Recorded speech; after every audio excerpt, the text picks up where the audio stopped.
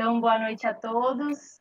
Agradeço muito a presença de todos e a quem estiver assistindo, né? Começamos, então, a nossa segunda palestra, nosso segundo dia do evento Pluralidades Poéticas, né? Primeira edição esse ano, que esperamos que tenhamos mais nos próximos anos e com vacina, todos presencialmente, com muito coffee break. Mas agora seguimos assim, tivemos bastante presença de pessoas de outros estados, então foram bem legais as mesas da tarde. E então vamos dar início agora à palestra do professor Eduardo Sterzi. Antes de apresentá-lo, queria só fazer um agradecimento, né?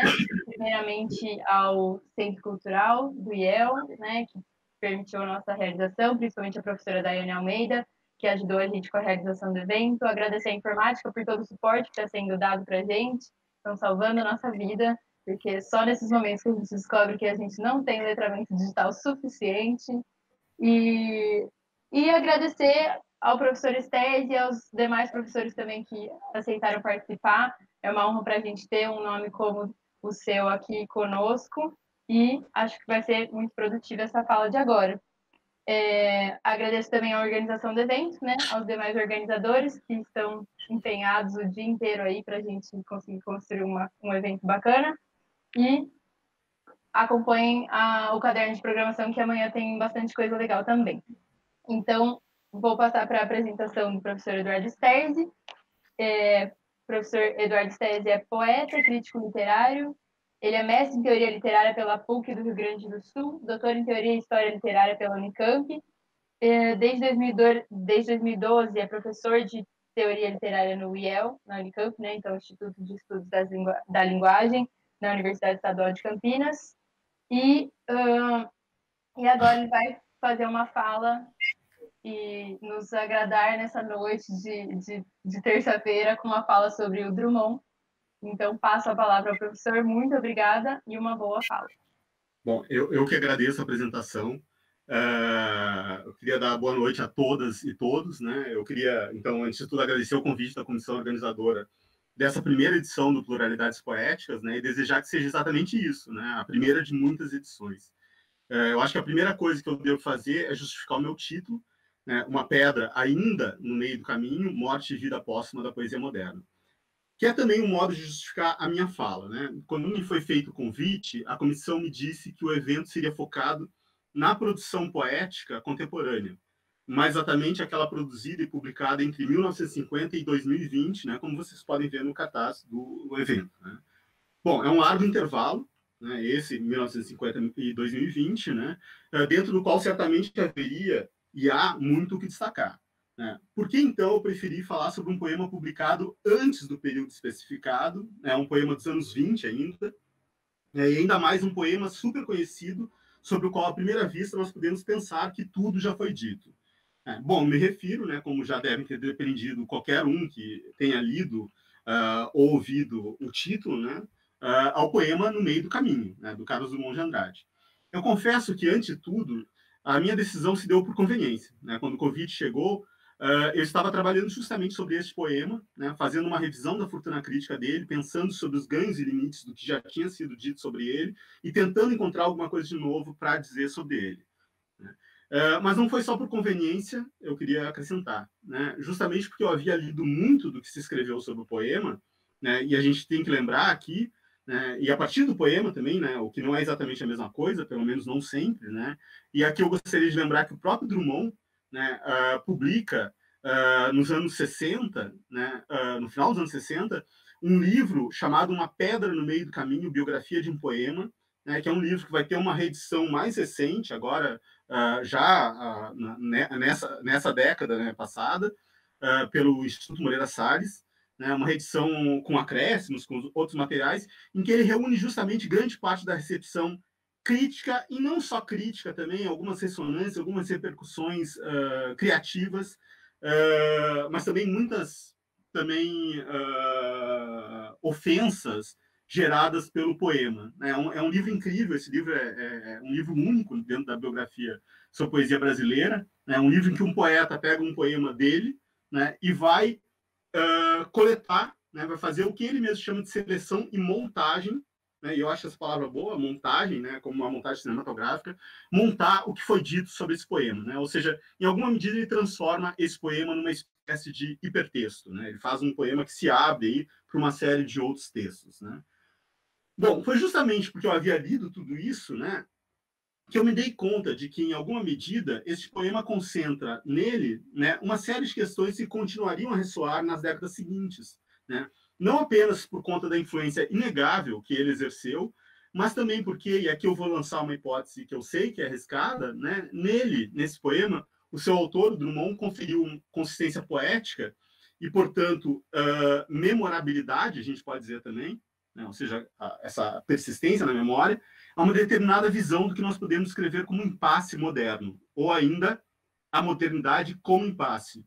Uma visão essa que, como deus bifronte Janus, né, dos romanos, lança seu olhar simultaneamente para o passado e para o futuro, olhando, portanto, também para nós, em alguma medida, né, que estamos aqui nessa franja da história já tão distante daqueles anos 20, né? Por mais que nós continuemos a nos referir constantemente àquela época, não por acaso vem aí a comemoração dos 100 anos da Semana de Arte Moderna, né, em 2022. Bom, se para nós este poema de Drummond soa hoje como uma espécie de espectro a atravessar a história, né, sendo lido e relido ao longo do tempo, alvo de escárnio quase geral nos primeiros tempos, né, mas logo revestido do estatuto de clássico, isso, por outro lado, talvez comporte um lance de olhos complementar, que é aquele que o próprio poema dirige a nós, né? Será que nós mesmos, leitores futuros, não estamos inscritos já no poema sobre a espécie de fantasma, né? Fantasmas vindouros que nós somos, agora como habitantes das ruínas da modernidade, de um projeto, mas também de um impasse que, em alguma medida, aquele poema sintetizou de forma talvez mais lapidar do que qualquer outro no Brasil, né? Por isso, eu sugiro já nesse título, né, que a pedra está ainda no meio do caminho. Isto é, ela continua a nos interrogar, mais até do que nós interrogamos essa pedra, né? E que quando relemos hoje o famoso poema da pedra, nos colocamos diante não só de um poema isolado na obra de um poeta, ainda que seja o poeta moderno por excelência, né? Na obra de um poeta do modernismo brasileiro, né? Mas sim, nos colocamos sempre de novo diante do enigma do que a gente pode chamar da vitalidade própria, né? Isto é, a verdade fantasmática das coisas da cultura, em que a vida não é necessariamente o que vem antes da morte, né? Mas pode ser também o que vem depois da morte. É isso que nós lemos, né? Revestimento Social, com outras consequências, num título bastante conhecido do João Cabral de Melo Neto, né? Não por acaso o principal poeta pós-drummondiano, aquele que transformou o encontro com a pedra em educação pela pedra, né? A gente tem que lembrar que um dos seus textos mais célebres chama-se Morte e Vida Severina, e não como reza a ordem dita natural, vida e morte severina, né? E se assim for, mais do que numa pós-modernidade, como por muito tempo se pensou essa nossa época, talvez nós sejamos, tanto nós quanto o poema do Drummond, né, que continua a ser republicado e relido ao longo do tempo, né, dentro de algo como uma vida póstuma da modernidade e do modernismo. O que, claro, como tudo que é póstumo envolve fantasmas, né, eu tenho falado aqui dos fantasmas, tem sempre um tanto de pesadelo.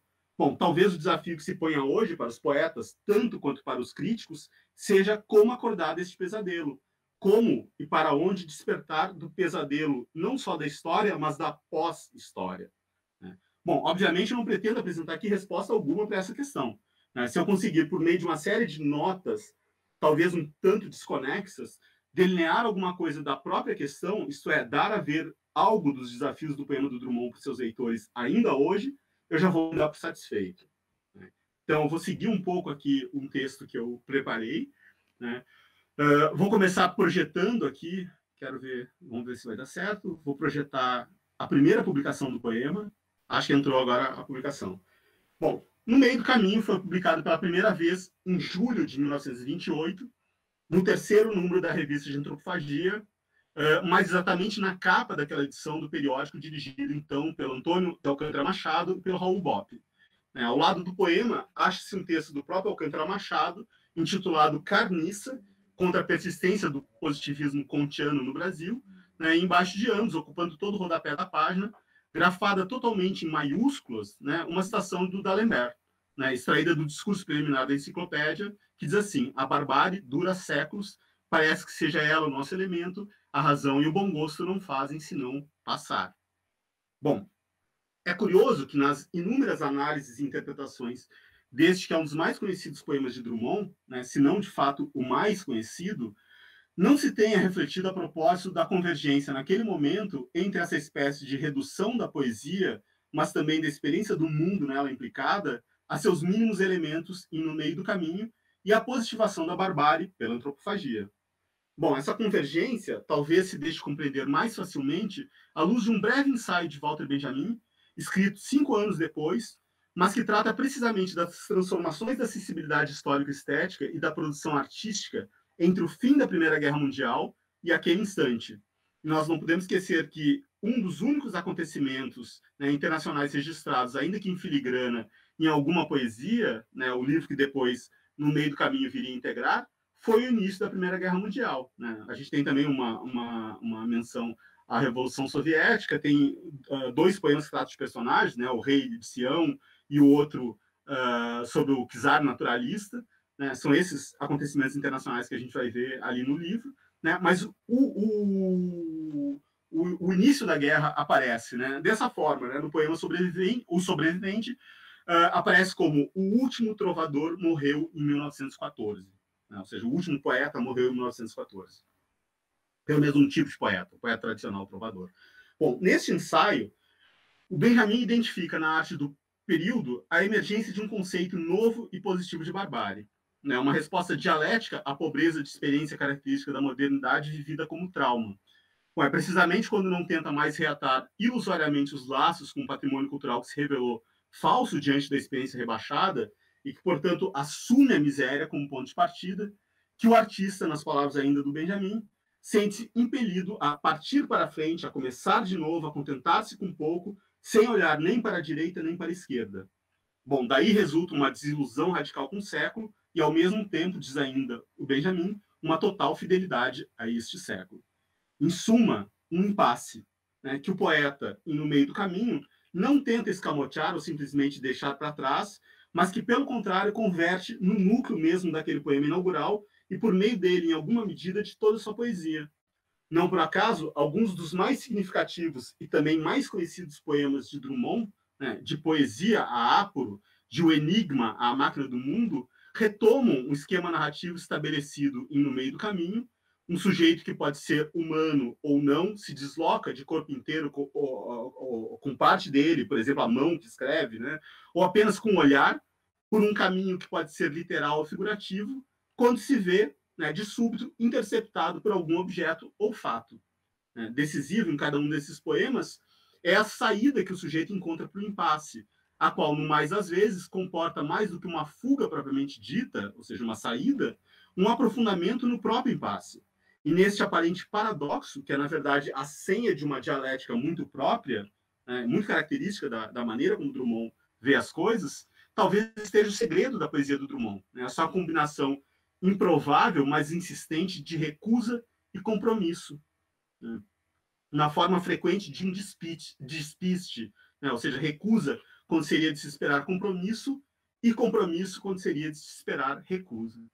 Bom, daquela primeira publicação na revista de Antropofagia, né, em diante, até as atuais publicações do poema, ele se manteve inalterado, ao contrário de outros tantos poemas do Drummond, que sofreram modificações mais ou menos significativas na passagem das primeiras impressões em jornais e revistas para as versões em livro, ou mesmo de edição de livro para edição de um mesmo livro. Né? Por exemplo, só para lembrar um caso, né, aquele J. Pinto Fernandes, lá do final da quadrilha, do poema Quadrilha de Alguma Poesia, chamava-se, na primeira edição do livro, Brederodes. Né? Não J. Pinto Fernandes, mas Brederodes. Então, uma mudança bastante sensível, né? Dá para perceber de cara. A gente pega lá a primeira edição do livro e pensa, opa, tem alguma coisa diferente aqui. Isso não acontece no caso do No Meio do Caminho. Né? O poema permanece como tal. Ou seja, desde essa primeira publicação que eu estou projetando para vocês, até as publicações de agora, é sempre o mesmo poema, com os mesmos versos, com as mesmas palavras, e inclusive com a mesma grafia, aliás. Né? Ou seja, as mudanças de ortografia que a gente observou ao longo do tempo não incidiram sobre as palavras desse poema. Bom, essa preservação da forma ao longo do tempo corrobora a sensação de coisa pétrea, né, consolidada de uma vez por todas e isomórfica com relação ao seu tema, que o poema oferece aos leitores. nós estamos, em suma, diante de um poema-pedra, a gente pode dizer, né, que nos fala de uma pedra em via de se tornar poema. O poema é esse, então vou tentar isolar aqui, vamos ver se vai dar certo. Acho que está projetando aí para vocês agora. O poema é esse, né? No meio do caminho tinha uma pedra no meio do caminho, tinha uma pedra, no meio do caminho tinha uma pedra. Nunca me esquecerei desse acontecimento na vida de minhas retinas tão fatigadas. Nunca me esquecerei que no meio do caminho tinha uma pedra no meio do caminho, no meio do caminho tinha uma pedra. Bom, muito se falou nas interpretações de No Meio do Caminho de uma topada ou tropeço na pedra. Né? Ou seja, se vocês pegarem o livro do Drummond, esse que eu falei no início, né? Uma Pedra no Meio do Caminho, biografia de um poema, né? Vocês vão ver como inúmeros dos autores que ele reúne ali, desses fragmentos de autores diversos que ele reúne nesse livro, vão falar de uma topada na pedra, de um tropeço na pedra. Bom, releio um poema. Ela que poema apenas de forma virtual. A gente pode dizer que sim, está uma virtualidade de uma topada, de um tropeço, porque a gente pressupõe que a ação que está dada ali, o encontro com a pedra, né, uma pedra no meio do caminho, né, não possa ficar só nisso. Né. Bom, da própria pedra, né, a gente vai ver que toda ação se concentra, porém, na visão e na memória. Né, e isso é muito característico do poema, e eu vou retomar isso mais adiante. Né. Mas primeiro vamos concentrar um pouco na pedra. Né.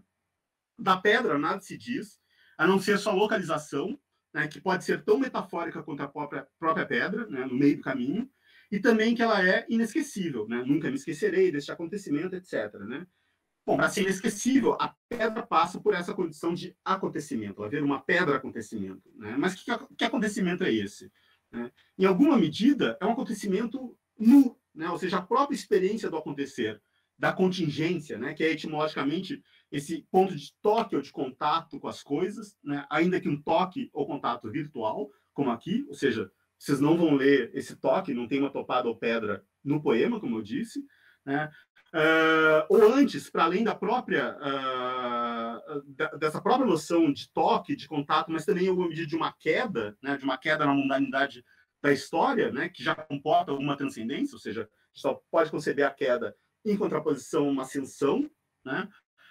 A gente tem aí uma espécie de figuração de uma existência plenamente terrena, totalmente chã. Né? Bom, o poema encena uma descontinuidade nítida entre o poeta, com suas retinas, e a vida de suas retinas, e a fadiga delas, e a sua memória traumática, né? Porque, ou seja, não se esquece justamente porque há um trauma que faz com que essa memória persista, né?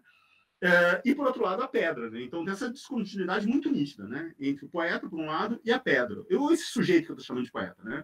Mas essa descontinuidade não elide a continuidade de fundo entre a instância humana, né, e antes orgânica, e a instância mineral que aí se apresentam.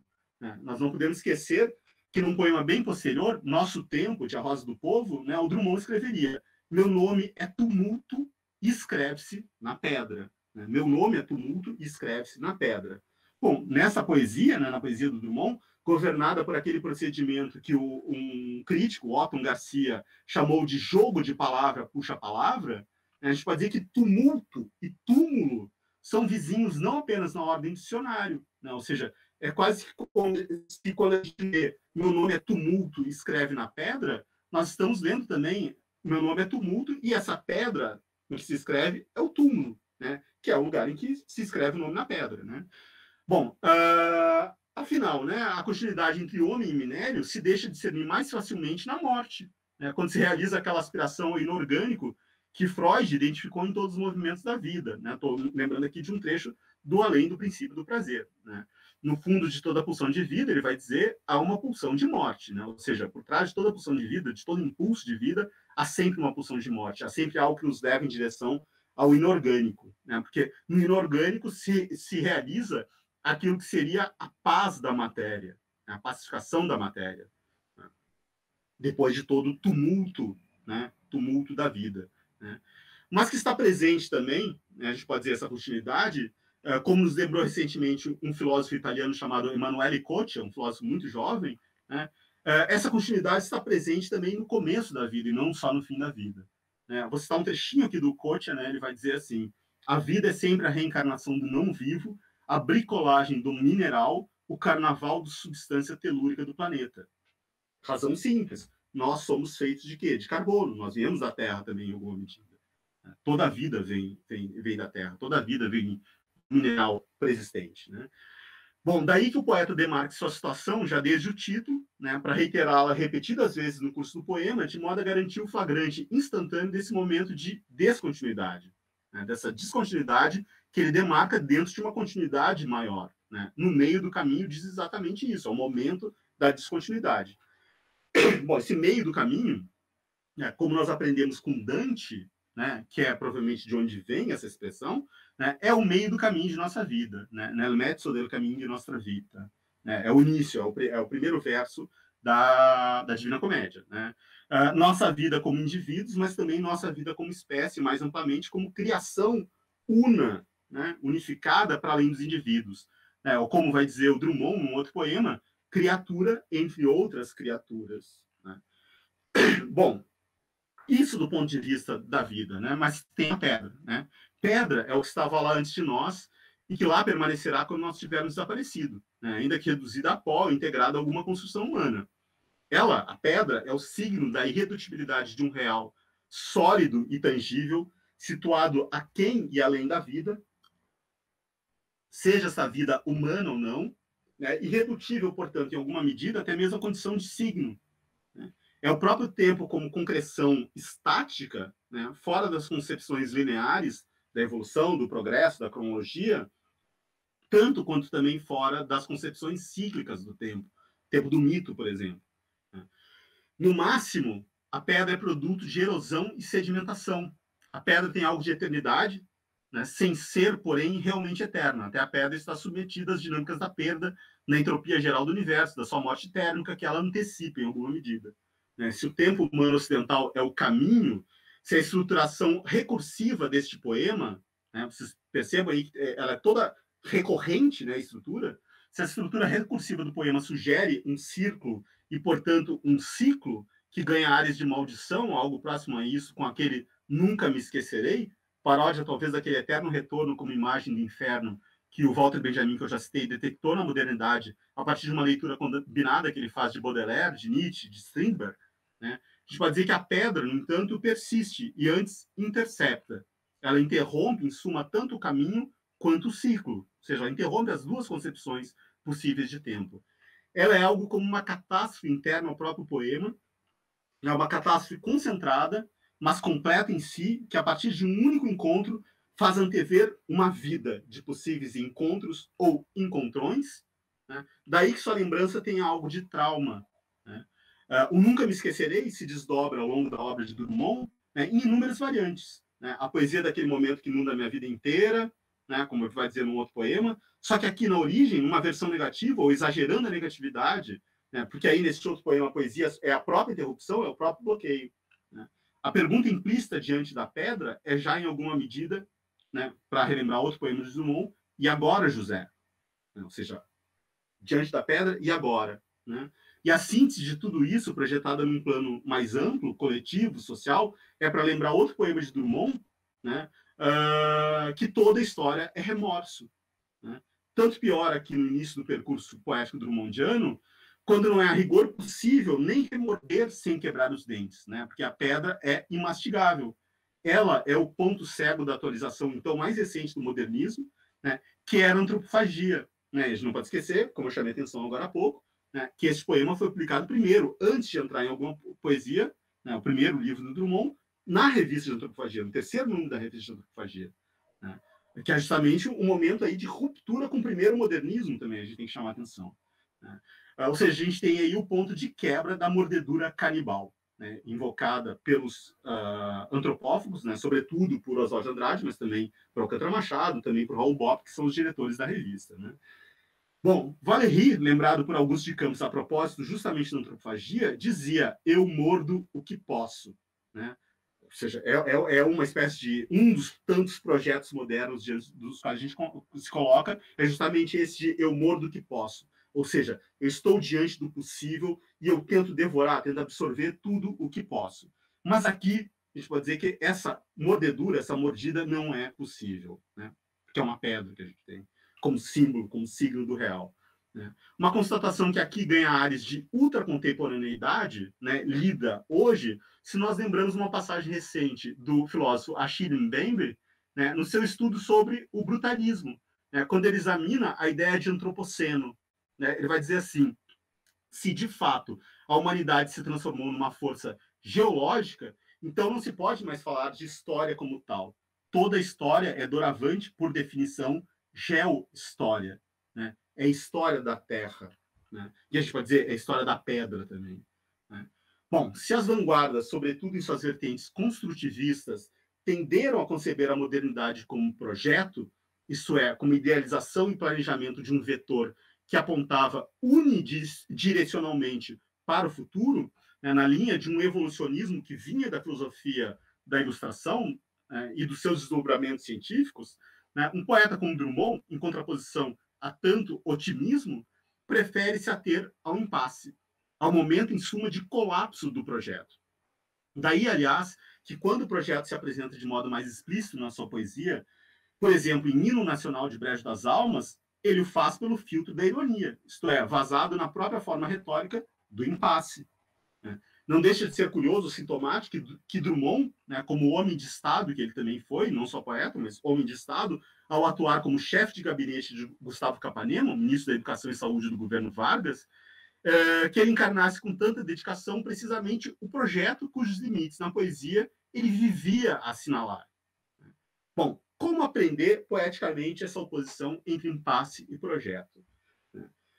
Bom, para tentar responder essa pergunta, nós devemos talvez formular uma outra questão, né? Ou nós podemos formular uma outra questão, né? Tendo em vista esse poema. Né? Porque o foco no poema do Drummond está por um lado na pedra, por outro também está nas retinas. Né? Nunca me esquecerei desse acontecimento na vida de minhas retinas tão fatigadas. Bom, vou lançar uma hipótese. Minha hipótese é que talvez haja aí uma alusão ao fenômeno da persistência retiniana das imagens, que é a condição biofísica que permitiu a invenção da mais moderna das artes, que é o cinema. Né? Uma arte a que o Drummond retornou tantas vezes ao longo da sua obra, desde alguma poesia, desde esse primeiro livro, onde sua última aparição no poema chamado Balada do Amor através das Idades é como um herói de cinema, um herói da Paramount. Né? Bom, como se sabe, o cinema só é possível porque se nós projetamos mais de 16 imagens por segundo, a retina as associa sem interrupção. Né, criando a ilusão de continuidade de movimento a partir de quadros que são em si estáticos. Né. No meio do caminho, vale frisar, né, nos fala justamente da persistência de um acontecimento na memória, sob a forma de imagem. Né, nunca me esquecerei desse acontecimento, etc. Né. Além disso, já que de persistência se trata, nós podemos supor também que interessa ao Drummond, nessa palavra, na palavra retina, a possibilidade de motivar poeticamente, isto é, a posteriori, né, não etimologicamente, a sua sílaba inicial, não mais apenas uma variante da forma latina de rede, né? A retina é uma rede de vasos sanguíneos, é daí que vem o nome, né? Mas uma ação na forma recursiva de re, né? Desse prefixo re. Né? Não, o prefixo re não está presente em retina, né? Mas é como se ele transformasse aquele re inicial nesse prefixo, ou na memória desse prefixo, ou no fantasma desse prefixo. Né? E aí vai lembrar que retina é também o verbo retinir, né, que tem o sentido de ecoar, né, na primeira e na terceira pessoa do subjuntivo, né, assim como no imperativo também. Bom, a pedra, portanto, aparece aí como algo que retine, né, que retorna, que ressoa, que se revê nas retinas, e essa própria recorrência que está talvez na base da fadiga também registrada pelo poeta, né, justamente porque retorna, etc., que a gente fala em retinas tão fatigadas. Bom, e no meio do caminho, tem realmente a configuração de um estranho filme, né? Se a gente observa esse poema, né, pensando ele imageticamente, né, um filme paradoxal, composto, digamos, por um único fotograma repetido potencialmente ao infinito, né, e, portanto, potencialmente repetido à exaustão também, né, daí a fadiga. Né, um filme, porém, que não se confunde com uma simples fotografia, né, dado que a repetição do acontecimento pedra na memória, que é antes a sua repetição na própria estrutura paralelística e reiterativa do poema. Vejam aí, está projetado na tela como essa pedra no meio do caminho retorna, né, sempre mudando de posição e mudando de formação em forma de quiasmo, né? Ou seja, desse cruzamento em X, né? Produz aí a dinâmica virtual no quadro à primeira vista estático, né? É sempre a mesma pedra, mas não como coisa presente, mas como coisa que retorna, né? Espectro da experiência original, em alguma medida assombração, a gente pode dizer. Se no meio do caminho fosse de fato um filme, nós estaríamos diante de um cinema lentíssimo de alguns artistas de vanguarda, né? A lembrança imediata que me vem é o Sleep, né, do Andy Warhol, que flagra num plano de sequência de 5 horas e 20 minutos, o seu amigo John Giono dormindo, né, dormindo como uma pedra, né, a gente pode dizer. Né? Porém, se fosse um filme, né, a diferença de no meio do caminho estaria em colocar o foco numa personagem não humana. Né? A gente não tem um homem dormindo, a gente tem uma pedra. Né?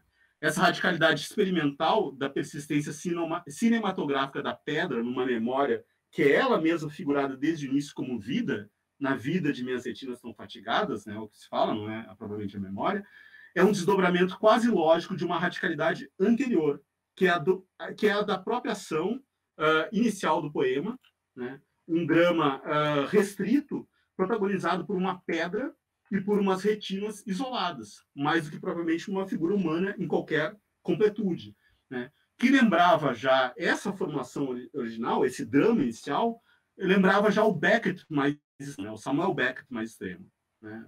Então, talvez o dramaturgo mais radical da modernidade, né? Aquele que, por exemplo, de Breath, né? Uma das peças, das menores peças dele, uma peça de pouco menos ou pouco mais de um minuto, né? Se a gente for lá para a escrita, dá uns 35, 40 segundos, mas se vocês forem procurar no YouTube, vocês vão ver que tem mais de uma montagem de 1 minuto e 15 segundos, 1 minuto e 40 até, né? Uma peça de um pouco menos ou pouco mais de 1 minuto, sem nenhuma presença humana em cena, né? Com o palco coberto de lixo, sem nenhuma ordem, e, sobretudo, sem nada em posição vertical, né? Um saco de lixo de pé, já seria uma espécie de proto-antropomorfização, né? Apenas atravessado esse palco por sons humanos pré-linguísticos ou pós-linguísticos, né, que podem ser tomados como sinalizações de origem ou de fim. Bom, é revelador quanto a isso, né? Aqui queria lembrar um teórico da literatura, né? Eu acho que é revelador quanto a isso, né? Que o Viktor Shklovsky, né, no seu ensaio A Arte como Procedimento, escrito na Rússia no ano da Revolução Soviética, invocada entusiasticamente em alguma poesia, né? É o outro evento histórico internacional que é invocado ali, né? Mais exatamente no poema Europa, França e Bahia, né? Eu acho que é significativo que o Viktor Shklovsky eleja a pedra como objeto signo da prova do real produzida pela arte. Ele vai dizer assim, não vou citar aqui o trecho dele: e eis que, para devolver a sensação de vida, para sentir os objetos, para provar que pedra é pedra, existe o que se chama arte. Bom, note-se aí que a pedra, percebida novamente como pedra contra toda a automatização que engolia, né, os objetos, os hábitos, os móveis, a mulher e o medo da guerra, né, o Shklovsky está comentando aí um trecho do diário do Tolstói, né, essa pedra vale não apenas como objeto em si, mas sim, sobretudo, como signo de uma reconquista da sensação de vida e, portanto, da própria vida. O que se segue na argumentação de Shklovsky também ilumina, a meu ver, o lugar da pedra, concebida em termos semelhantes a esses no poema do Drummond, como uma espécie de imagem geradora da própria forma poética. Né? Citar mais um trechinho aqui do Shklovsky, diz assim: o objetivo da arte é dar a sensação do objeto como visão e não como reconhecimento. O procedimento da arte é o procedimento da singularização dos objetos e o procedimento que consiste em obscurecer a forma, aumentar a dificuldade e a duração da percepção. O ato de percepção em arte é um fim em si mesmo e deve ser prolongado. A arte é um meio de experimentar o devido objeto, o que é já passado não importa para a arte. O que quer dizer isso? Ou seja, vamos pensar como, em alguma medida, essa pedra permanece como um enigma. Por isso que a gente volta sempre à pedra do poema do Drummond. Ela é um enigma, afinal de contas, o que é essa pedra? O que é essa pedra? Daí que essa percepção seja prolongada, ou seja, a gente continua experimentando o devir desse objeto, porque ele permanece ao mesmo tempo presente, mas se fazendo também retorno o tempo todo. E cada retorno desse é uma variação possível do significado original desse objeto. pedra. Bom, avançando aqui um pouco, né? Tão importante quanto a pedra no poema, né, e quanto as retinas também que eu já comentei, é o meio do caminho, né, que não por acaso está no seu título, né, mas o qual a crítica deu muito menos atenção do que a própria pedra. Né? É ele, porém, que ressoa tanto quanto ou mais do que a pedra na literatura e na cultura brasileira em geral, até porque, em alguma medida, né, ele mesmo já é ressonância de um traço cultural anterior, né, que talvez, paralelamente à fonte literária mais evidente, esse Nel mezzo del caminho do Dante, né, a que eu já aludi, que no Brasil se fez também de Bilac, né, tem um poema, Bilac tem um poema, um soneto que tem esse mesmo título, né, que se chama Nel mezzo del caminho, né, talvez venha, né, esse traço cultural anterior, venha do próprio mito de achamento do país. Né? Este país encontrado com uma pedra drumondiana no meio do caminho. No meio do caminho de uma estrada de Minas, mas no meio do caminho de uma viagem à Índia. Né? Bom, a gente sabe que isso aí provavelmente não é verdade, mas esse é o mito de fundação. Esse é o mito pelo qual se concebeu durante muito tempo o início da história desse país. Um evento, como se sabe, fundador de uma primeira modernidade entre nós, né? Aquela modernidade que é justamente a da passagem do que a gente chama um tanto quanto aproximativamente e erroneamente, equivocamente, de Idade Média para aquilo que também equivocamente a gente chama de Renascença. Né? Então, essa primeira modernidade chega a nós, né? Por meio desse evento. Né? Ainda que este nós só possa ser metafórico, porque nós não estávamos lá. Ou seja, que povo estava lá? Que experiência foi essa? Né? E esse evento é fundador da modernidade na forma de uma invasão, resultante de uma catástrofe, como tal, inesquecível também. Ou seja, nunca me esquecerei daquele acontecimento também, que se deu no meio do caminho. Daí que o meio do caminho, seja, ainda em dois dele, né, o Locke na menos, né, que eu estou pensando numa contraposição entre experiência moderna e o locus a menos, o lugar a menos da tradição clássica, né, ou seja, o que a gente tem aqui, esse meio do caminho, é o lugar irrequieto, onde a própria modernidade se vê confrontada por tudo aquilo que não cabe nas ilusões de progresso que estão na base dessa temporalidade.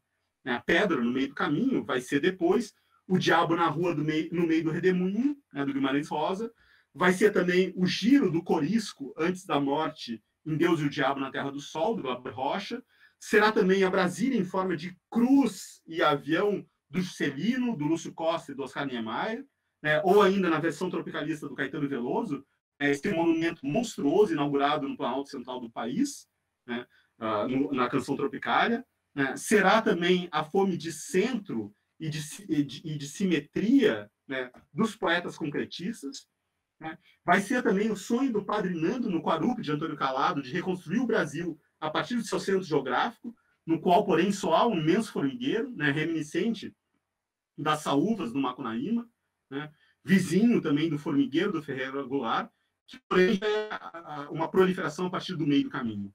E, portanto, também prefiguração, a gente pode dizer, de uma superação labiríntica ou rizomática da linha moderna, né, ou seja, uma outra forma de conceber o tempo, nem mais linear, né, nem mais circular, como a gente chama no mito. Né? Mas isso eu acho que é um ponto aí para uma outra conversa. Né?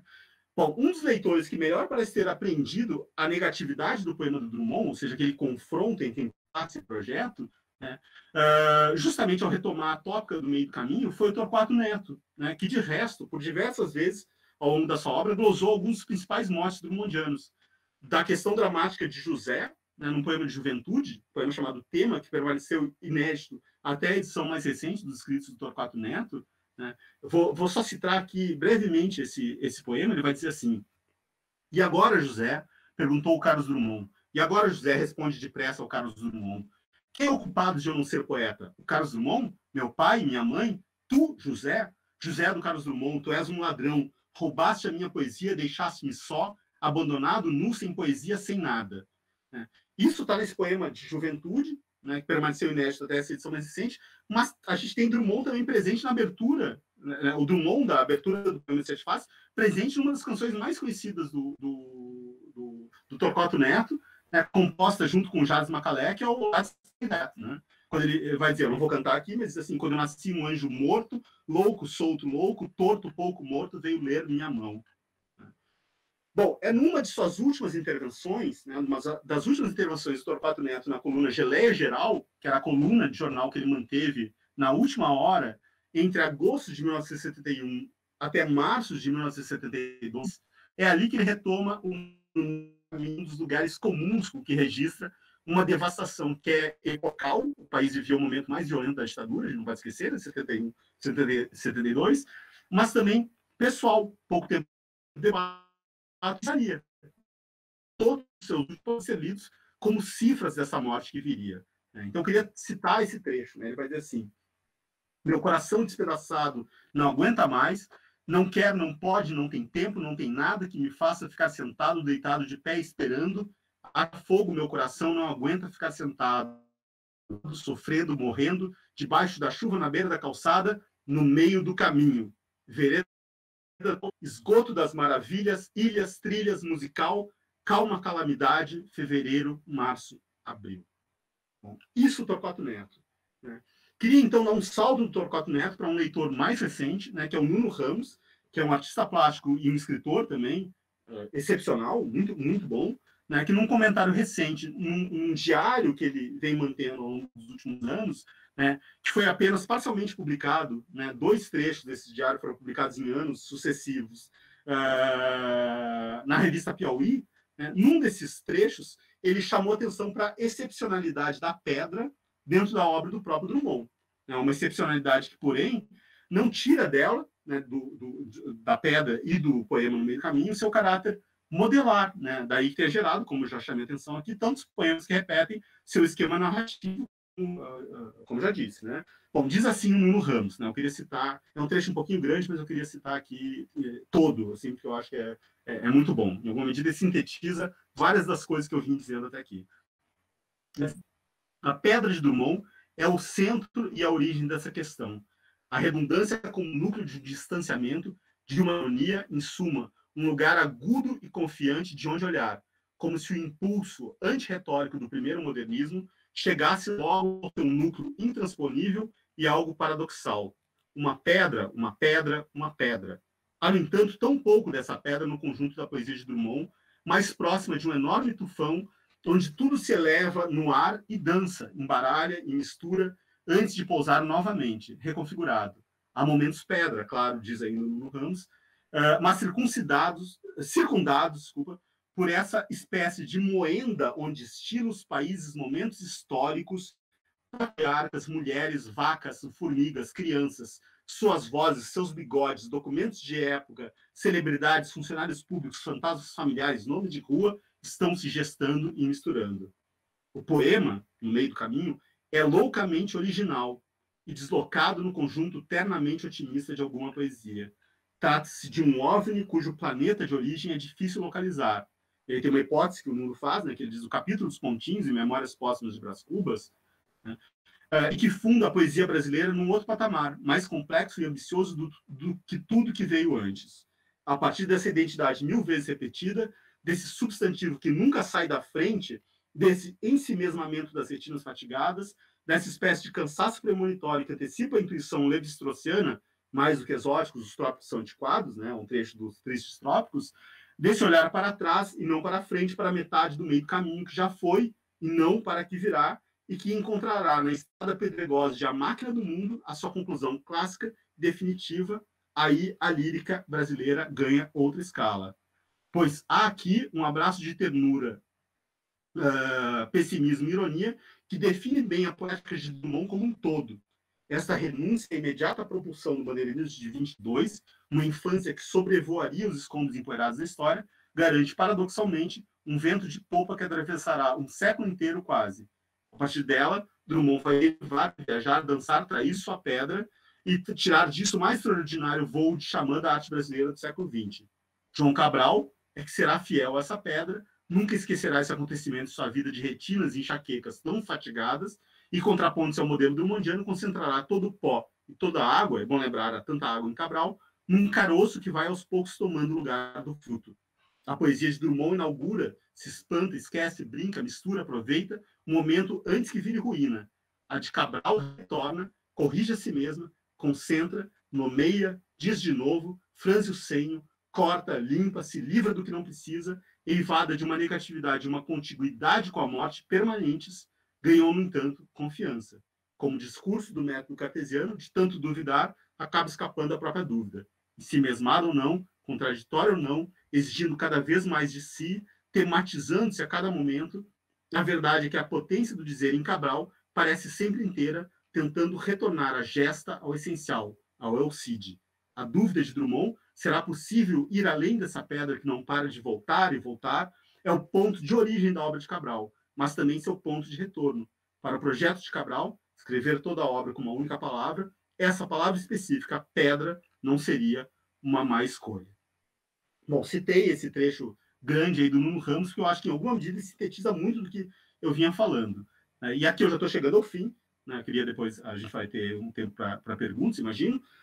Eu queria chamar a atenção para o fato, né, baseado em tudo isso, então vocês viram como, em alguma medida, o Nuno vai demonstrar que, ao mesmo tempo, no meio do caminho, é uma espécie de poema que se coloca fora da norma da poesia drummondiana, ou seja, é um poema pedra contra poemas tufão, né, ou seja, concentração contra uma dispersão, né? Mas, ao mesmo tempo, justamente porque ele é essa espécie de OVNI que chega de um lugar imprevisto, né, ele acaba servindo também como síntese de uma coisa que só está dada no Drummond, né, que depois um poeta como Cabral, que é o principal poeta pós-drummondiano, né, só vai poder absorver e negar no mesmo movimento.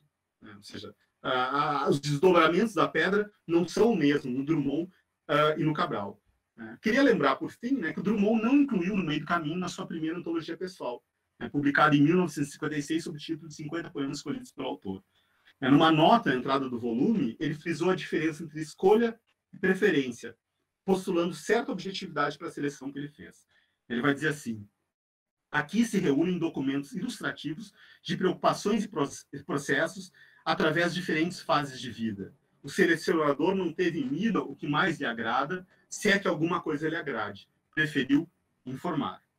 Porém, como ele deixaria claro alguns anos depois, né, o livro, como deixaria claro alguns anos depois, o livro que ele dedicou precisamente no meio do caminho, né, aquele que eu já citei, né, Uma Pedra no Meio do Caminho, biografia de poema, excluir o poema daquela recolha que se pretendia documental foi uma atitude tudo menos objetiva, já que, em alguma medida, aquele poema, aos olhos alheios, mas também próprios, está no centro mesmo de sua obra, sintetizando com força prospectiva, né, preocupações e processos presentes ao longo das mais diferentes fases do percurso drummondiano, ainda que sempre com essa diferença do OVNI, do objeto não identificado, que chega ali e permanece como um corpo estranho.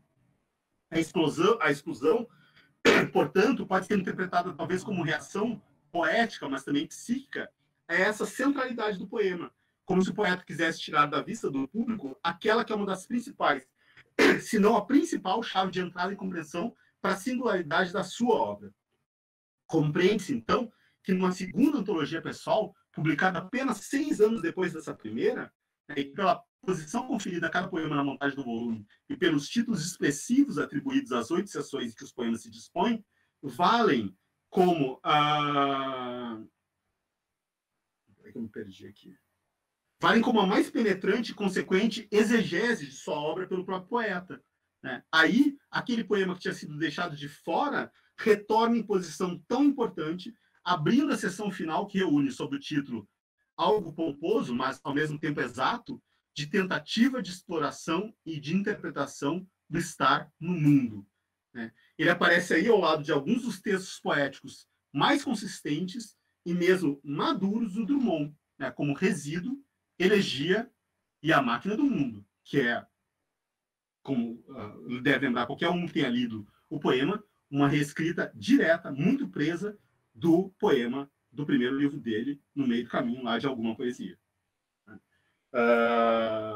Ou seja, o Drummond, ao rever a sua obra, né, ele coloca de novo a máquina, No Meio do Caminho na posição central que esse poema ocupa de direito.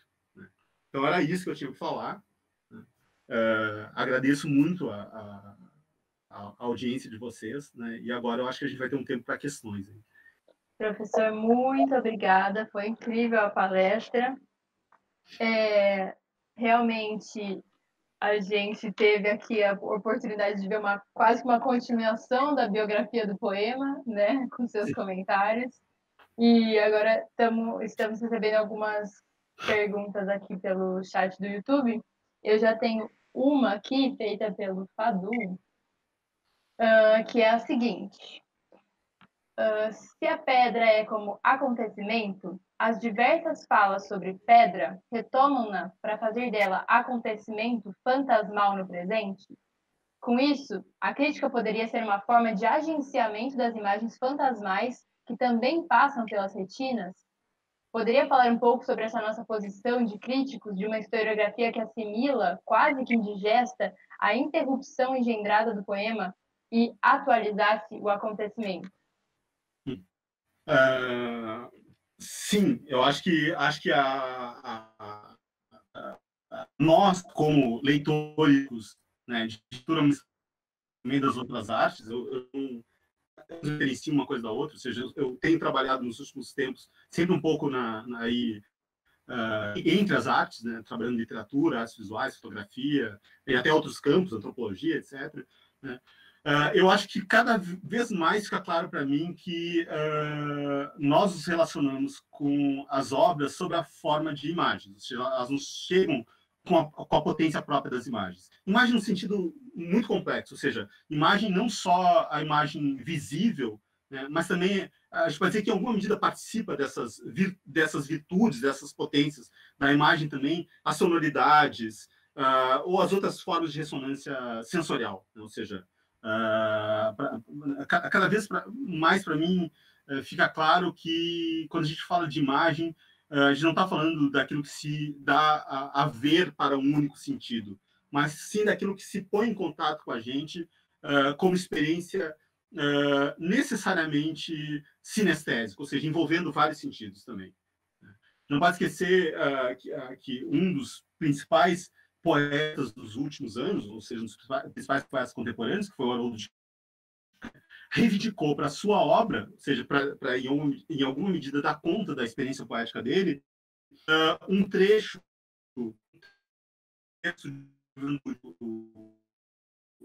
exatamente isso, né? Diz, a história, né, tal como nós conhecemos até agora, é a educação dos 5 sentidos. Né? Ou seja, a história é a educação dos 5 sentidos. Ou seja, não de um sentido específico, não desse privilégio que a gente costuma dar ao sentido da visão ou ao sentido da audição. Né? A gente costuma, mas justamente aquilo que envolve uma experiência que é sinestésica, porque é uma experiência de cruzamento dos sentidos também.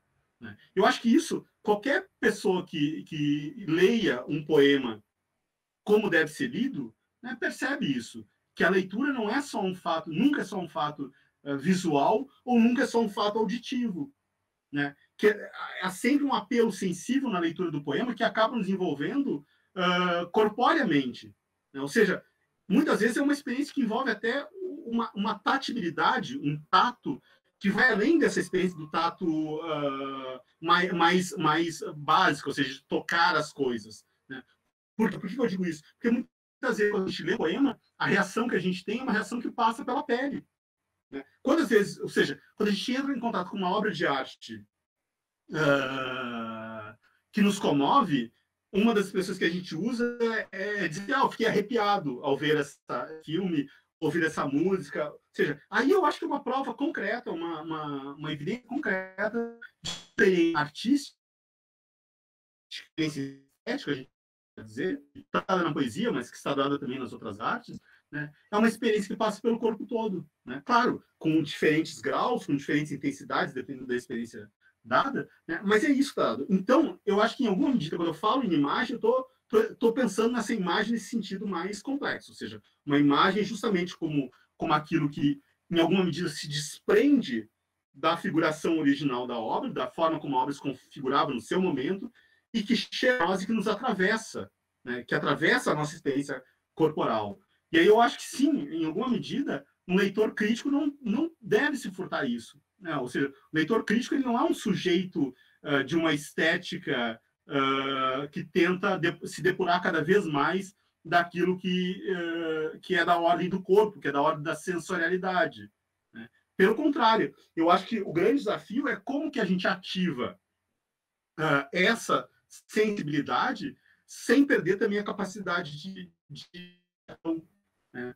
Mas cuidando o tempo todo, nem para que a razão não se sobreponha de forma a destruir aquilo que é próprio da experiência estética, né? E que é aquilo que apela à sensibilidade, né? E por isso que eu gosto de pensar que e eu voltei a vários momentos aqui, né, baseado muito em coisas que eu acabei não citando aqui. Tem muita bibliografia, tem muita coisa que estava ressoando nesse texto, né?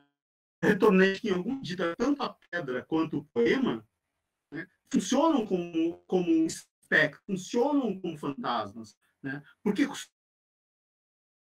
o próprio fantasma é justamente aparecer naquele lugar imprevisto, aparecer de forma imprevista, né? E quando aparecer, nos consertar, né? Ou seja, fantasma, a forma básica do fantasma é a aparição de algo que não deveria estar ali, normalmente porque é algo que já é dado, alguém que já é dado como morto, né, e que aparece num lugar em que a gente imagina, não, ele não é aqui, porque esse sujeito já morreu. Eu acho que as obras funcionam um pouco como isso, né? A sobrevivência das obras, aquilo que tem duas palavras, né, que na língua alemã foram usadas para isso, né? Por um lado, o Abi Warburg falou em Nachleben, né, nessa vida póstuma, a gente pode traduzir, né, ou até numa pós-vida, né? E a outra palavra é uma palavra que o Walter Benjamin, que é um autor que eu citei também, vai usar, que é a Fortleben, né? Que o Haroldo de Campos traduziu como pervivência, né? Então, a pervivência das obras, a pervivência das imagens, ou a sobrevivência das obras e a sobrevivência das imagens. Essa sobrevivência tem sempre algo de inquietante. Ou seja, quando as obras chegam a nós e elas ainda têm alguma produtividade como obras, ou seja, não são só patrimônio morto, museificado, catalogado e que não funciona mais esteticamente, quando elas funcionam, elas nos chegam fantasmaticamente, nos chegam como assombrações. E por isso que a gente continua a falar sobre elas, né? Por isso que a gente continua tentando dar conta do significado delas, porque essas obras, em alguma medida, não estão totalmente mortas. Elas estão mortas e vivas ao mesmo tempo. Elas mortas porque elas pertencem a um determinado momento histórico, né? Eu acho que a gente não pode simplesmente desrespeitar isso também. Ou seja, pertence àquele momento, a gente tem que compreender como é que funciona aquele momento. E quando isso acontece, em alguma medida, a gente pode dizer, naquele momento ela está morta, mas ela continua viva na medida em que ela continua tendo algum impacto e alguma produção de significado ainda em momentos posteriores. Ou seja, ela exige leitura, ela exige que a gente diga, afinal de contas, qual é o significado disso aqui que a gente tem diante dos nossos olhos, ou que entra pelos nossos ouvidos, ou que toca o nosso corpo, né? Acho que mais do que respondeu a pergunta. E tem uma pergunta bem objetiva agora, na verdade, também, que o Hudson perguntou qual que é o texto do Nuno Ramos que você citou, ou em qual livro ele está. Não está em livro ainda. Eu cheguei a comentar brevemente ali. É um diário que ele está escrevendo, que foi publicado, tem 2 publicados, um ano mais ou menos, eu acho que em 2016, deixa eu ver se eu tenho aqui a referência, foi em 2016, 2017, no meio do ano, acho que os dois em julho de 2016 julho de 2017, foi publicado com o título de Foi o que Deu, com uma palavra só. Foi o que deu, como se fosse foi o que deu, né? Mas tirando o i, tudo junto, né? Tem uma explicação para esse título aí, que é bom olhar lá no texto que ele explica, né? E pelo que eu sei, assim, a ideia é que esse texto seja publicado em livro depois, né? Mas os textos a que eu me referi saíram na revista. Ótimo. E, professor, pensando também na sua definição da terra devastada, seria uma forçação de barra, talvez, pensar na pedra no meio do caminho como, talvez, com alguma relação com esse tópico da terra devastada? Se a gente pensar, por exemplo, o espaço esvaziado, ou a pedra também simbolizando a ruína, e a pedra talvez sendo o rei, né, na forma ou no poema em si, não sei. Eu acho que sim, eu acho que é um dos tantos textos que eu leio na chave dessa relação com a figuração da Terra devastada. Eu acho que a gente tem ali esse confronto com a pedra que a gente tem ali, que eu aqui descrevi sobre o impasse desse confronto entre essa contraposição entre impasse e projeto, né? Ou seja, o projeto moderno e modernista, mas, por outro lado, também o impasse moderno-modernista. Eu acho que não dá para a gente pensar a modernidade descolando uma coisa da outra. Eu acho que a modernidade é justamente, acho que o grande erro é tentar pensar a modernidade seja de uma forma apenas positiva, seja de uma forma apenas negativa. Acho que a grande questão é essa. E, às vezes, a forma positiva de se pensar a modernidade é a forma negativa. Ou seja, a gente consegue positivizar a experiência moderna justamente através do impasse, né? Acho que esse conflito, essa tensão entre impasse e projeto, no fundo, é uma das tantas versões possíveis daquele conflito entre potência e impotência que a gente vai ter na figura do rei ferido, né, diante da terra devastada. Eu acho que sim, eu acho que é uma das tantas versões que a gente vai ter. Não por acaso, a meu ver, né, a leitura que eu faço, já publiquei alguns textos sobre isso, quero publicar mais adiante um livro sobre isso. A meu ver, a Terra Devastada é um topos que dá conta de uma experiência central da modernidade, né? Embora seja um topos que se formou como tal muito antes, na Idade Média, né?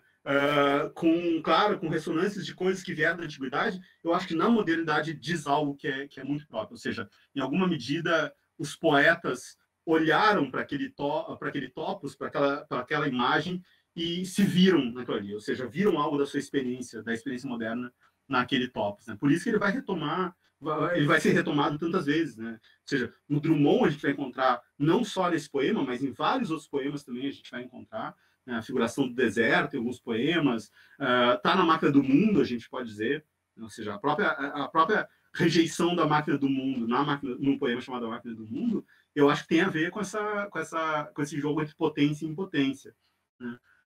Claro, com significações muito próprias, com peculiaridades desse poema, em cada poema tem suas peculiaridades, mas eu acho que tem um fundo que é comum, que aparece. E depois, no João Cabral de Melo Neto, né, que tem tantas relações com o Drummond, a gente não pode esquecer uma coisa que eu gosto sempre de lembrar, que o João Cabral talvez seja o único poeta do mundo que dedica 3 livros para um poeta anterior.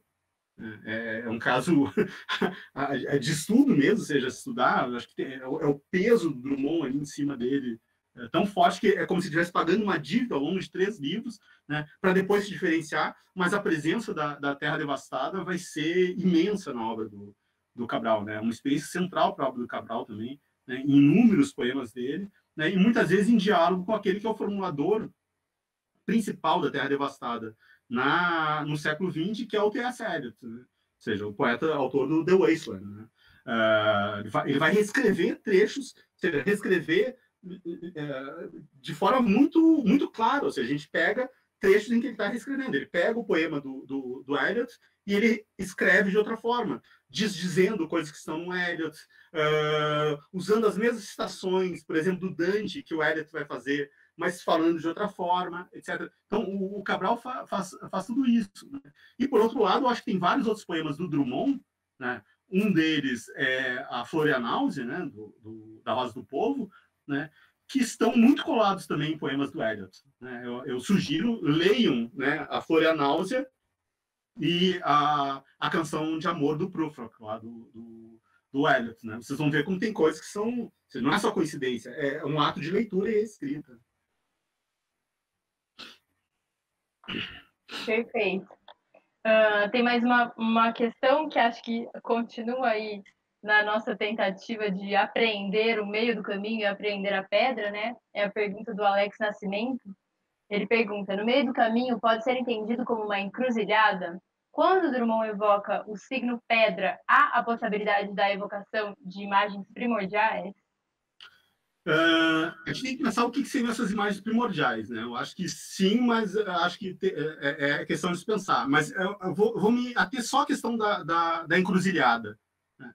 A questão da encruzilhada. Eu estava pensando sobre isso. Era até uma das coisas que eu ia colocar naquela sequência ali. Eu acabei, acho que, me esquecendo de colocar. Eu acho que está num outro arquivo. Eu acabei não botando no texto que eu apresentei aqui hoje.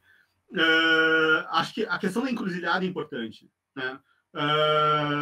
Não por acaso o Drummond, né, tem um texto que está no... Deixa eu pegar aqui o livro. Está no Passeios na Ilha, né? Que é um dos últimos textos, que é justamente sobre o Exu. Né? É um texto sobre Exu. Né? E aí seria interessante, eu acho que aí é um ponto de entrada, a gente pensar como em alguma medida, eu não falaria só em imagens primordiais, mas a gente pensar mesmo como a cultura afro-brasileira vai aparecer na obra do Drummond. Eu acho que é uma coisa que eu não conheço nenhum estudo sobre isso, mas aparece bastante, bem mais do que eu acho que as pessoas imaginam. Né? Eu acho que pensar em encruzilhada e pensar em Exu em conjunção seria interessante.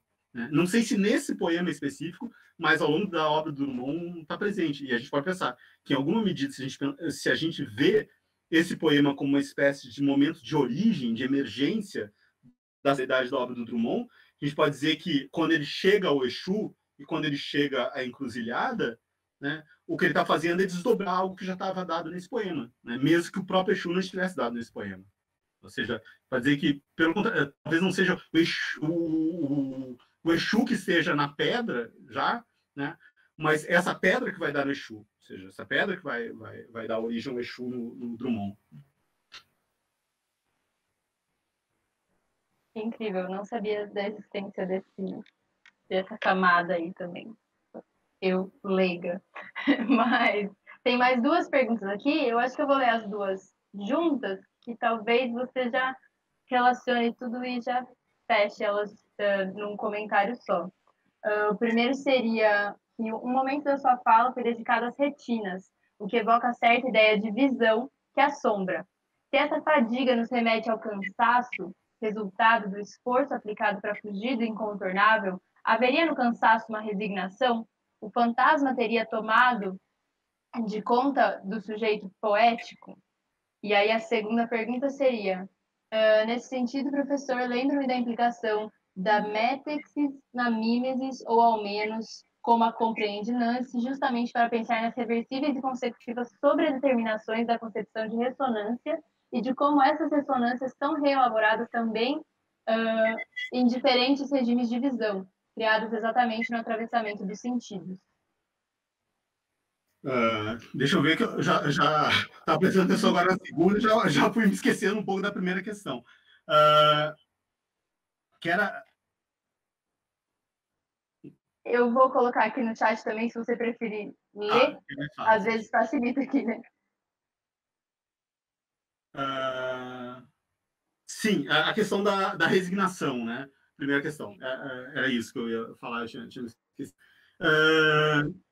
Sim, em alguma medida a gente pode dizer que tem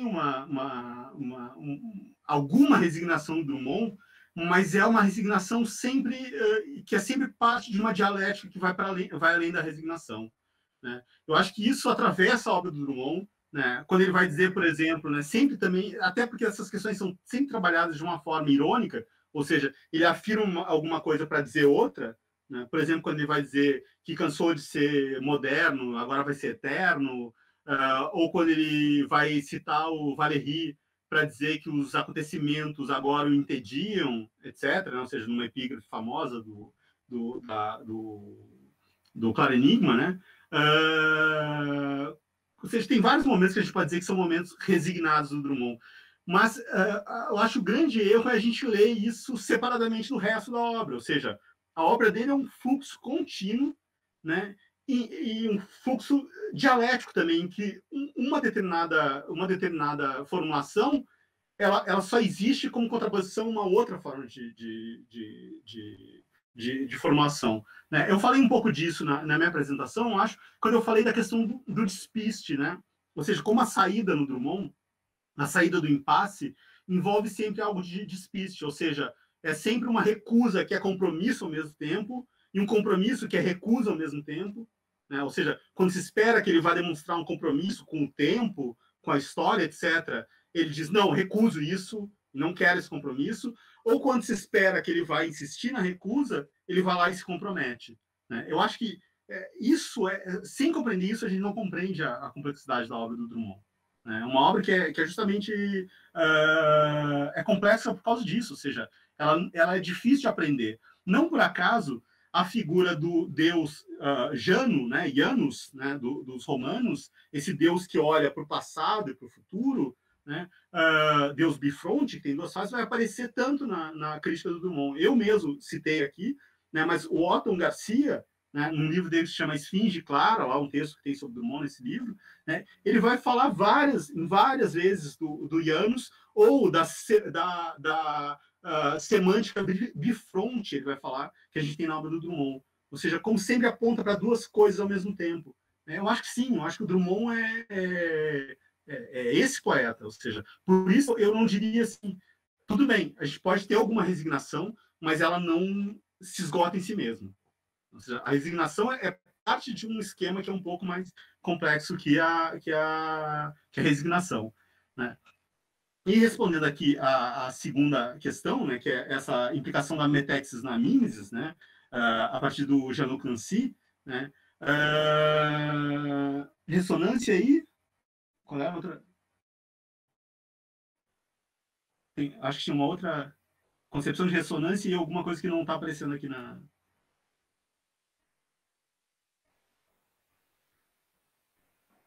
Falei, tinha cortado. As ressonâncias elaboradas também elabora diferenças de divisão criadas exatamente através dos mesmos sentidos. Sim, eu acho que é exatamente isso, ou seja, a imagem é sobre determinação. Né? A imagem, quando a gente fala em imagem, a gente está falando sobre determinação, ou seja, dessas determinações múltiplas que vêm e fazem com que eu não consiga dizer exatamente o que é a pedra. Eu não consigo dizer, não tenho como dizer o que é a pedra, o que é a retina. Eu posso fazer tentativas de dar conta disso. Eu posso, no máximo, fazer isso. Em alguma medida, a gente pode pensar que isso faz com que a gente não consiga também se ater a um único poema do Drummond. Vocês devem ter percebido, quando eu fui falar desse poema do Drummond, eu fiquei indo para cá, vou para lá, etc., porque é uma rede que está formada ali. A gente pode pensar quase que como se o que acontece ali é que esse poema, não só a gente olha para o poema e o poema olha para a gente, mas é como se esse poema estivesse olhando para a própria obra. É uma ideia um pouco absurda, talvez, um pouco animista, estou aqui fazendo um animismo da crítica literária com relação ao poema, mas eu acho que é isso, ou seja, as relações textuais que a gente tem numa obra tão complexa como a obra do Drummond é esse tipo de relação, ou seja, a relação por meio do qual uma determinada obra, um poema, está olhando para os outros também, está determinando os outros também. Né? Por isso que a gente só consegue ler em rede, a gente só consegue ler formando uma retícula aí. Né? Acho que a leitura passa por isso. Acabaram de fazer mais uma pergunta, dá tempo de responder mais uma? Pergunta do Eric Costa. Acha que a poesia, depois de João Cabral, vem se desviando da pedra? Ou poetas como Age de Carvalho, mesmo Nuno, Penso em Junco, de certa forma, dão outra forma e destino à pedra? Sim, concordo. Eu acho que o Age de Carvalho e o Nuno são exemplos claros, assim, muito, muito explícitos, muito evidentes, de que há uma persistência da pedra ainda hoje, né? E não só eles, né? Eu fiz aqui, fui fazendo um levantamento também de vários outros poetas, né? Que vão retomar a pedra, que vão parodiar a pedra, que vão parafrasear a pedra, que vão negar a pedra. Mas mesmo quando a gente tem uma negativa, a pedra continua presente, né? Se a negativa é explícita, continua presente. Né? Isso a gente tem. Eu não sei, eu fico em dúvida assim, eu fico em dúvida com relação às duas coisas. Uma é pensar que um único poema possa determinar todo o desenvolvimento da poesia posterior. Eu não estou dizendo isso, estou dizendo que ele é uma referência fundamental, mas não vou em nenhum momento querer dizer isso aqui dá conta de tudo, porque seria quase inventar uma teologia da poesia brasileira. Né? Esse poema quase, sei lá, esse poema funciona como uma espécie de Deus que determina tudo o que vem depois. Não é isso que eu estou dizendo. Né? Eu acho que ele é um ponto de questionamento tão forte que ele acaba se tornando uma referência importante para quem vem depois. E aí não só na poesia, eu acho que atravessa um pouco as outras artes também. Né? E por outro lado também, eu fico em dúvida se há, em alguns poetas atuais, uma negação direta da pedra, ou seja, se simplesmente a pedra deixa de ser questão, ou seja, essas questões que estavam dadas na pedra, esse jogo entre impasse e projeto, vai simplesmente deixar de existir agora. Né? Então, eu veria as coisas de forma problemática pelos dois ângulos.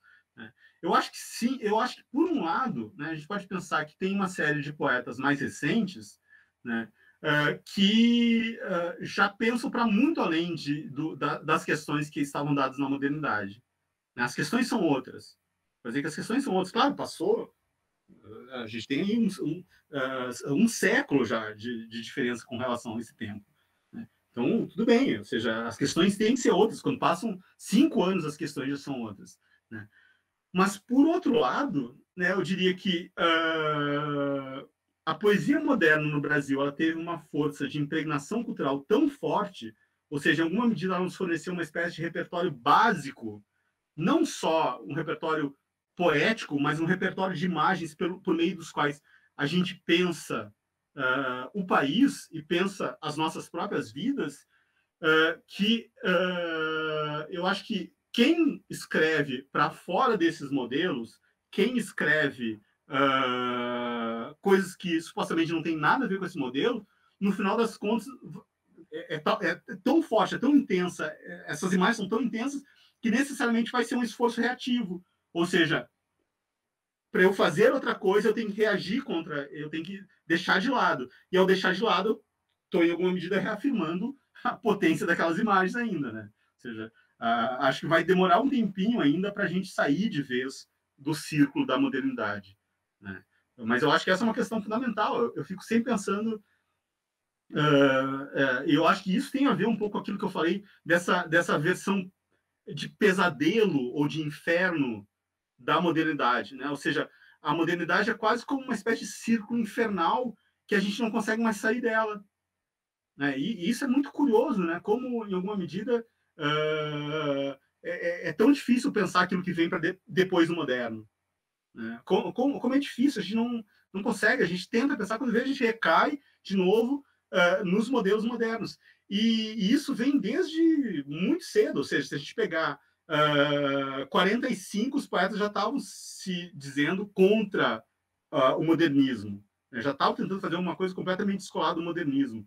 Né? Mas o que eles estavam fazendo, na verdade, é uma outra versão do modernismo. Né? E estavam agindo reativamente com relação ao modernismo. E isso vai persistir ao longo do tempo, e até hoje, em alguma medida. Né? A gente não pode esquecer que a poesia lá do final dos anos 30 início dos anos 40 já estava sendo chamado por alguns críticos, né, uns 2 ou 3 críticos no Brasil, chamavam de poesia pós-moderna. O Tristão de Ataíde, né, o seu Amoroso Lima, falou em poesia pós-moderna, literatura pós-moderna. Depois o Sérgio Buarque de Holanda falou em poesia pós-moderna. Né, ou seja, já estava dada essa noção que depois vai ganhar uma vigência muito mais geral, né, com as ideias de pós-moderno, de pós-modernidade, só nos anos, final dos anos 70 e início dos anos 80. Né? Primeiro na arquitetura, mas depois dando conta de todo um quadro de época. Mas com uma característica que sempre me pareceu estranha, assim, porque todas essas tentativas de definir uma pós-modernidade, no final das contas, acabavam realçando características que, se a gente for olhar com atenção, são características modernas. Então, é muito curioso. A gente pega lá o fim das grandes narrativas, já estava na modernidade. Ou seja, grande parte das experiências literárias e artísticas modernas já estavam quebrando com a ideia de grande narrativa. Não tinha mais uma grande narrativa.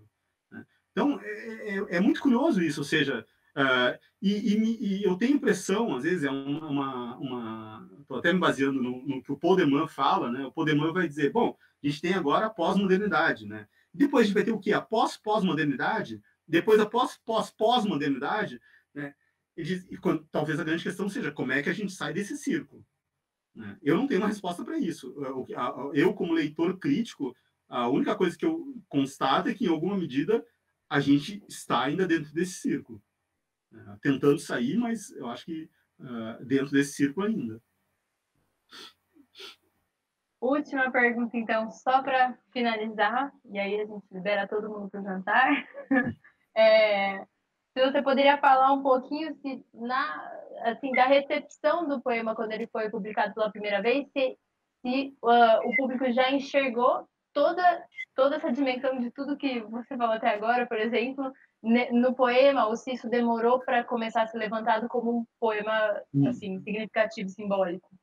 Esse poema tem uma recepção que é curiosa, assim, e a gente tem um testemunho bom, que é uma série de testemunhos bons, que são esses oferecidos pelo próprio Drummond nessa montagem do livro Uma Pedra no Meio do Caminho, biografia de um poema, né? Ou seja, é ótimo, ou seja, a gente percebe como é que ao longo do tempo as coisas vão mudando. Essa recepção é curiosa, porque num primeiro momento, né, ou seja, um momento que até precede a publicação na revista de Antropofagia, em 28, esse poema é um poema que provavelmente foi escrito em final de 24, início de 25, né, ou seja, essa é a data de escrita do poema, né, só é publicado, seja, em 28, né, pela primeira vez, depois em 30 em livro, né. Nessa primeira escrita, o Drummond chega a mandar o poema para alguns amigos, né, junto com uma série de outros poemas que formavam uma primeira ideia de livro que ele tinha, que se chamaria Minha Terra Tem Palmeiras, que depois acabou virando alguma poesia. Quando ele faz isso, esse poema merece alguns comentários. Eu acho que o primeiro comentário que a gente tem sobre esse poema é o comentário são os comentários, é mais de um, na verdade, são os comentários do Mário de Andrade, né? O Mário de Andrade, em carta, vai comentar esse poema, né? E ele vê esse poema ao mesmo tempo como sendo muito impactante, ou seja, ele percebe que tem alguma coisa muito forte nesse poema, né? Mas ao mesmo tempo ele vai dizer, ele vai dizer, eu segurei, não mandei para publicação, acho que era na revista Estética, talvez fosse, ele vai dizer, não mandei para publicação junto com outros poemas seus que eu mandei para lá, porque eu acho que eles não entenderiam o que está em questão nesse poema. Eu acho que aí já está uma chave para a gente compreender como é que funciona a recepção do poema. Ou seja, ele percebe que esse poema é muito forte, que ele diz coisas que vão muito além do que está apenas dado ali de forma direta, né? Ou seja, é um poema emblemático em alguma medida, né? Mas ele percebe também a dificuldade que algumas pessoas vão ter de compreender esse poema. Bom, e essa dificuldade vai ficar muito clara nos anos posteriores. Não na primeira publicação em revista, que não tem muita reação, não exatamente quando sai o livro do Drummond, em 1930, mas um pouco depois, né? A gente tem que pensar que, se não me engano, em 34 é quando o Gustavo Capanema se torna ministro da Educação e Saúde, né? Era Ministério da Educação e Saúde na época, e ele vai trabalhar como chefe de gabinete do Capanema. E aí sim, esse poema se torna motivo de uma série de ataques ao Drummond, mas muito por conta também de reação ao Capanema, ou seja, ele mesmo vai dizer, bom, não podiam bater no Capanema, né, porque ficava chato, ele era um ministro, etc., podia ter consequências políticas, isso. Então, o que faziam? Vão bater no poeta, que é chefe de gabinete dele. E aí, sim, a gente tem uma série de reações que são terríveis por um lado e engraçadíssimas por outro, porque tem vários artigos, assim, tem jornalistas que tinham coluna em jornal que ficam obcecados com o poema e que ficam dizendo, chegam a propor assim, alguém tem que pegar essa pedra e arrebentar a cabeça do Drummond com essa pedra. Ou seja, no fundo, pega o assassinato do Drummond com a pedra no meio do caminho. É muito engraçado a gente lendo hoje, né? E aí eu acho que a gente pode compreender, foram anos disso. A gente pegar na década de 30 quase toda, início da década de 40, foi isso. Depois, claro, tem críticos, etc., que fogem a isso, que ressaltam a importância, que já começam a ver o poema como um clássico moderno, mas aí depois, sim, depois dos anos 40, sobretudo nos anos 50, aí o poema vira um clássico. Aí o poema vira um clássico. E aí a gente pode pensar como, em alguma medida, esse livro que o Drummond prepara, esse livro hipertexto, né, Uma Pedra no Meio do Caminho, no fundo é também uma vingança do Drummond, né? Ou seja, ele ficou guardando, isso que eu acho sensacional, ele ficou guardando citação por citação, a gente fica assim, como é que ele arranjou uma citação ao poema em 30 e poucos, num jornal do interior de um estado muito longe de onde ele estava, Rio de Janeiro, muito longe do estado de que ele vinha, Espírito Santo. Então, Jornal do Espírito Santo, Jornal do Pará, Jornal da Paraíba, e ele tinha isso, ele guardou isso durante décadas para pegar e publicar. no fundo, quando ele publica, o que ele está dizendo assim, ó, bom, vocês vejam, esse poema é um clássico. Vocês bateram nesse poema, vocês falaram mal de mim, vocês falaram mal desse poema, no entanto, está aqui, ó. Eu consegui reunir um livro inteiro em cima desse poema. Eu acho também outra coisa única. Não conheço nenhum caso de uma vingança tão bem feita por um artista. De, no fundo, pegar e dizer obrigado. No fundo, o que ele está dizendo é agradecendo mesmo aos seus detratores por terem ajudado a transformar o poema num clássico. Porque um clássico é isso. Um clássico é aquilo que foi lido por todo mundo, mesmo por quem não leu. Mesmo por quem não leu. Eu acho que essa é a grande característica do clássico. Mesmo quem não leu, já leu. Porque a cultura... Achei ótimo. Ele quase devolveu a pedrada que desejaram para ele, né? Total. Derramou um caminhão de pedras sobre os detratores. Praticamente. Professor, olha, muitíssimo obrigada, foi incrível, a palestra foi ótima. Achei a conversa no final, tivemos bastante pergunta, foi super produtivo. Então, agradeço muito. Espero que no futuro próximo tenhamos mais conversas, mais trocas como essa, foi muito boa. Te convido a assistir as próximas palestras que a gente vai ter, amanhã da professora Ida e na sexta do professor Pécora, né, que já é seu colega. E agradeço muito mesmo, foi muito bom. Agradeço ao público também e ao Instituto de Estudos da Linguagem, que nos permitiu aí eu que agradeço. Esse conhecimento. Eu que agradeço também pelo convite, agradeço pela mediação e agradeço a audiência de todo mundo que está nos acompanhando pela internet. Aí espero que no futuro a gente possa fazer também ao vivo, né? Ou seja, não só mediado pela tela, mas também como era antes. Ou seja, os eventos eu acho que tem uma ressonância própria também. Ou seja, é muito bom a gente poder estar aqui sendo acompanhado por gente de todo o Brasil, né? Mas é muito bom também a gente poder estar num lugar lá e poder conversar. Eu acho que os desdobramentos são diferentes também. Um abraço para todos. Com certeza. Um abraço para todos. Muito obrigada quem ficou até aqui. Tchau, Boa tchau. noite, professor.